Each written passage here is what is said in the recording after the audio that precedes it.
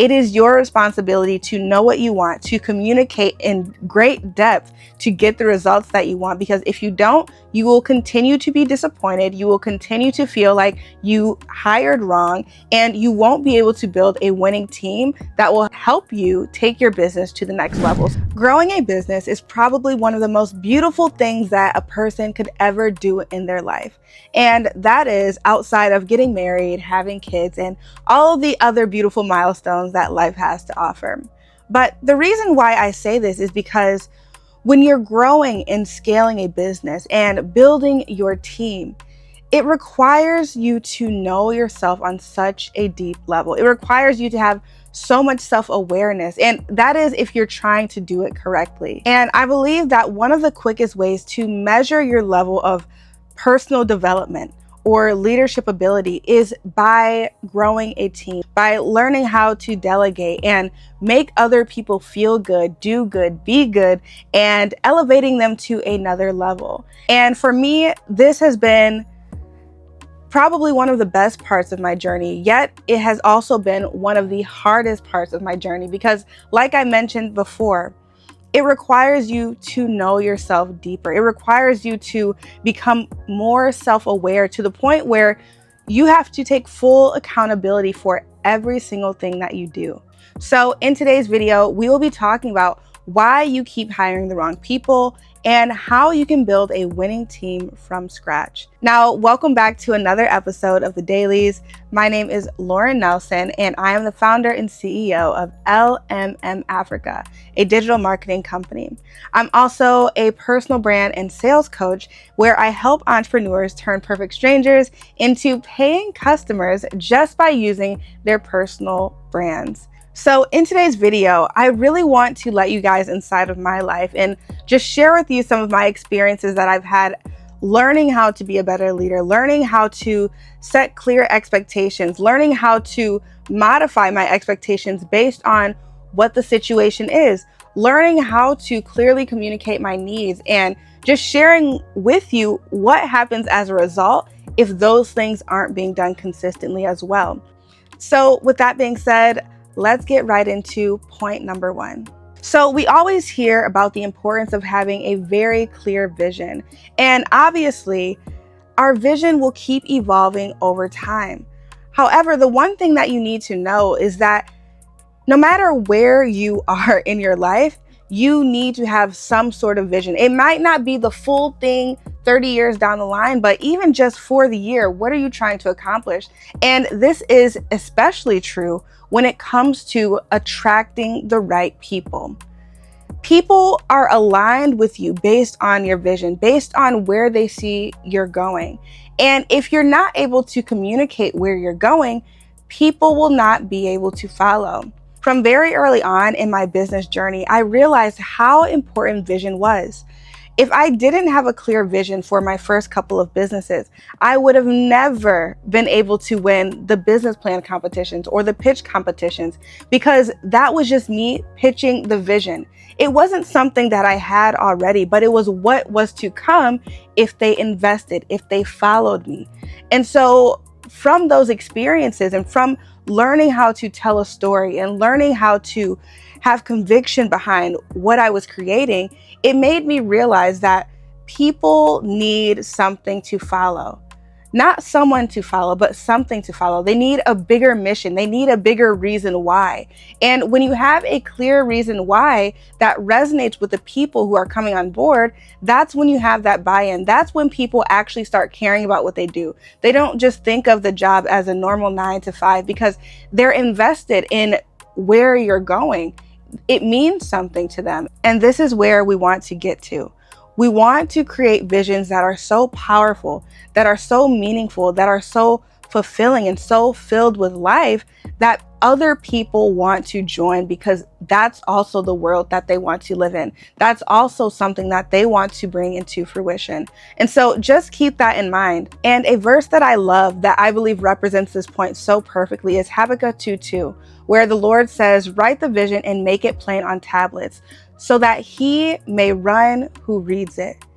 Meaning, nobody can move if they do not know where they're going. And your vision is that map. Your vision is that direction. And so many times as leaders, as business owners, it can be really easy to forget that we have to stand in our vision. We have to be based in our vision, and we have to communicate it often. We have to remind our people, this is where we're going. This is what we're doing. This is why we're doing it. Because if not, people won't be able to follow you, right? It's one thing to keep it in your head, but it's another thing for people to see it, to know it, to believe it. And so in order to attract, again, top talent, in order to attract people who are aligned with your vision, you need to, number one, know your vision, and you need to speak it clearly and consistently to the people who are around you and to the people you want to join you as well. So the main thing I want you to take away from this point is that if you do not have a clear vision, you will consistently hire the wrong people, because without a clear direction, you will not get the people who know that they are aligned with where you're going. And that leads us into our second point, which is always take accountability. One of the things that has literally helped me grow the most is knowing that everything that happens in my business is my fault, the good and the bad. I don't care if someone on my team didn't get the work done. It's my fault. If I didn't get the work done, it's my fault. If we lose a client, it's my fault. If anything happens, it is my fault. And from that perspective of being able to take that level of responsibility, I'm able to fix the thing. I'm able to fix the problem that has occurred because I have full control. There are a lot of people who find it easier to blame others for their issues.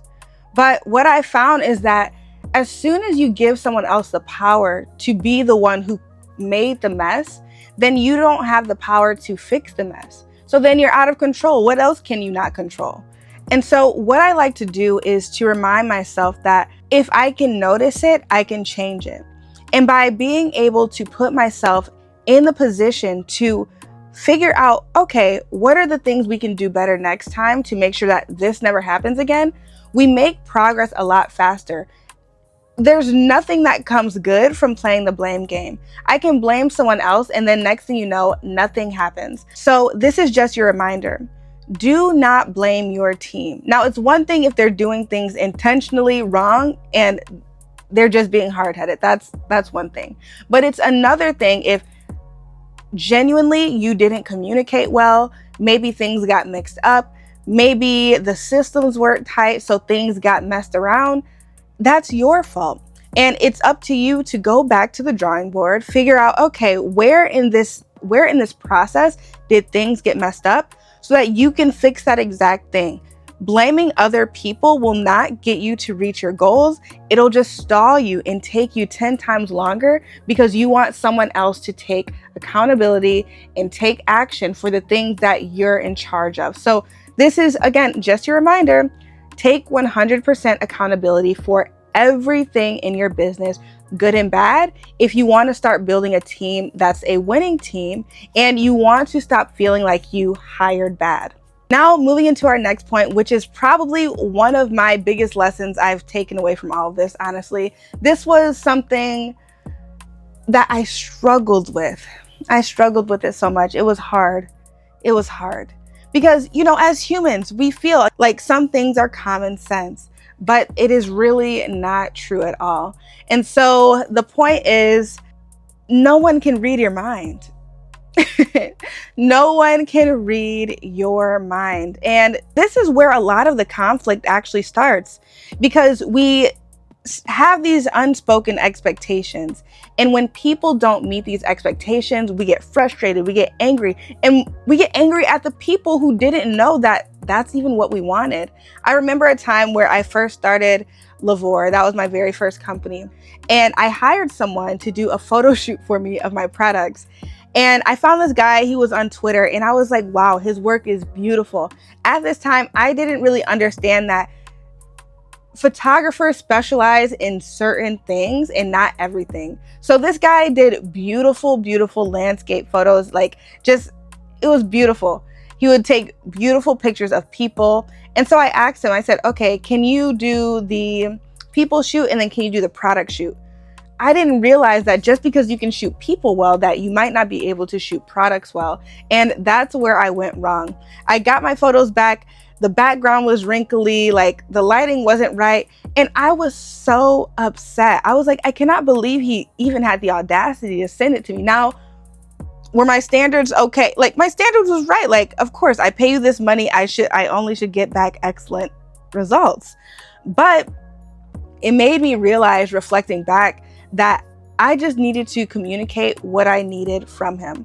He was willing to do what I needed in order to get the paycheck. But because I didn't know at the time how to communicate my needs effectively, I didn't get the results that I wanted. And yeah, that was just not a good idea. And that happened time and time and time again until I finally realized, wow, I am the one who sets the pace for the results that I'm going to see from the people I work with. I have to be very clear with my communication.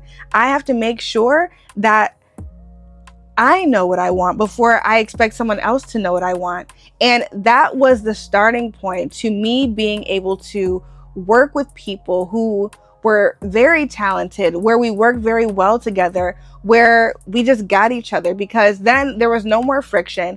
You know, I understood, okay, if something didn't come out the way I wanted it to, most times it was my fault because I didn't know what I wanted. And it made the relationship, the working relationship, a lot better. So this is just your reminder. People cannot read your mind. And most people, I would say 9 out of 10 people, don't wake up on a daily basis saying that they want to do a bad job at work. Like, nobody does that. And typically, if someone does do a bad job at work, it's because they're tired. Maybe they have something going on in their personal life, or maybe they just don't understand the assignment and they need more communication. And when you come from that perspective, again, it allows you to have more empathy. It allows you to focus on being a problem solver rather than just trying to jump down someone's throat because they didn't do something the right way the first time.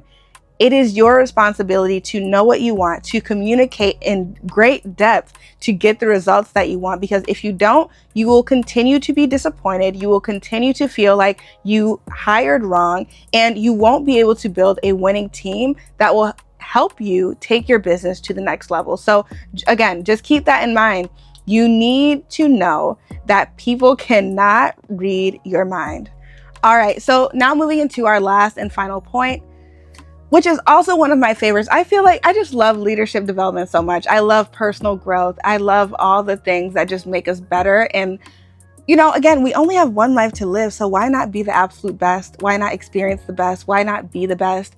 I digress, but let's get into this last point, which is winners follow winners. Now, a lot of people, I've seen this too many times, and it just makes me laugh. It makes me laugh. There are so many businesses that are like, sorry, let me be clear, business owners, and they're like, oh my gosh, finding top talent is so hard. And I'm like, it couldn't be. Like, it really couldn't be that hard. Finding good people, good people are in abundance. But the one thing that they don't consider is that good people are constantly looking for areas where they can grow. They are constantly looking for more, where they can develop, where it stretches them, where it allows them to feel great. So if you are not positioning your business in a place where someone coming to work with you looks like a win, you will never attract top talent. You will never attract a winning team. If your business looks like and feels like something mediocre, you will not attract quality people. And so one of the things I did, especially when I was starting to hire, I made sure my branding was on point, because I was like, for me personally, what type of company would I go to? Would I try to apply for a company that had an ugly website, that had an ugly application form, whose process didn't feel professional? Like, no, I wouldn't even take the time to think about applying for it, because is it worth it? Does it even make me feel good? Does it make me look good? Does this company work in excellence? if it doesn't, I'm not wasting my time because there's many other jobs, right? And so good people want to go to good places, and you have to make sure that you are the good place. And that means having a clear vision. Even in my interviews, I made sure, like, this was such a long process of trying to prepare the business to bring on new people. I had to get so clear in the vision because I knew, like, I'm a startup, but I need good people. So how can I get good people when, like, we are just starting? We have this handful of clients, but these people are coming from huge agencies. Like, how can I take them? You know what I'm saying? Like, how can I sell them on wanting to come here and build here and, you know, see their futures here? And the only way I was able to do that was to have my vision laid out, to show them my level of conviction. Like, I'm going to make it work no matter what. If I have to stay up 2-3 nights in a row to make this happen, I'm going to make it happen because this is how important it is to me. And by them feeling my level of conviction, they left their other jobs. They're like, okay, sure. Like, we'll come build this with you. And I'm like, okay, thank God. Because the people I have on my team now, they're so talented. They're so amazing. They could literally go anywhere they want. Literally, one of my guys was like, yeah, like, this top agency was reaching out to me, but I honestly love working here so much. I almost cried. I was like, what?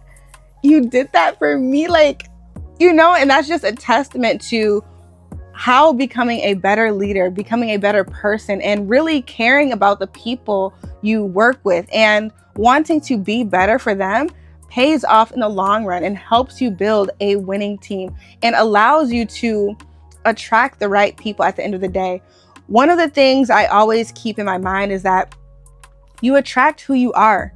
And sometimes when we're attracting negative things and attracting people who might not be the, how can I say this? Attracting people into our lives or employees into our lives that, you know, we're like, okay, what's going on? Low key, lowest of keys, it's probably a mirror. It's probably a reflection of who you are. And so that's why it's so important to always reflect on, like, where you are and who you are and how you're showing up. Like, you literally have to set the example for your team. And this is what I try to do so well. And sometimes it's really hard, like, showing up when you have so much in your life going on, but you still have to be present and be organized and do all the things because you have a team who's looking up to you. You have things you have to delegate. You have work that has to be done. It's very, very hard. Like, I won't lie, but it makes you realize that you just have to be on top of your game. You have to show up. You have to figure out what is the quickest way for me to be the best version of myself as much as I can, because obviously we can't be perfect all the time, but as much as possible is also great. So those are the tips for today. As you can see, I'm very passionate about leadership development, personal development, all those fun things. I hope you got something useful out of today's video. And if you did, please leave a comment and let me know which part you enjoyed best. I would really appreciate that. Just a quick announcement before we go. On June 14th, we are officially holding the first Content to Cash Masterclass of the year. Yay! So I want to invite you. It's completely free. It's virtual. And again, it's on June 14th. So if you're looking to learn how to show up consistently and confidently and share your value in a way that people move and buy and purchase consistently, then you don't want to miss this. So to learn more, click the link down below to get started. And we can't wait to see you there. Already, we have 30 people who signed up. We have 30 people and I'm so excited. We didn't even start running our ads yet. So I'm so grateful. I'm so excited. We're going to have so much to learn and go through, and I don't want you to miss out. So again, go ahead and click the link down below to learn more. And is that all? Yeah, that is all. I will see you guys in tomorrow's video, and I hope you enjoy the rest of your day. Bye.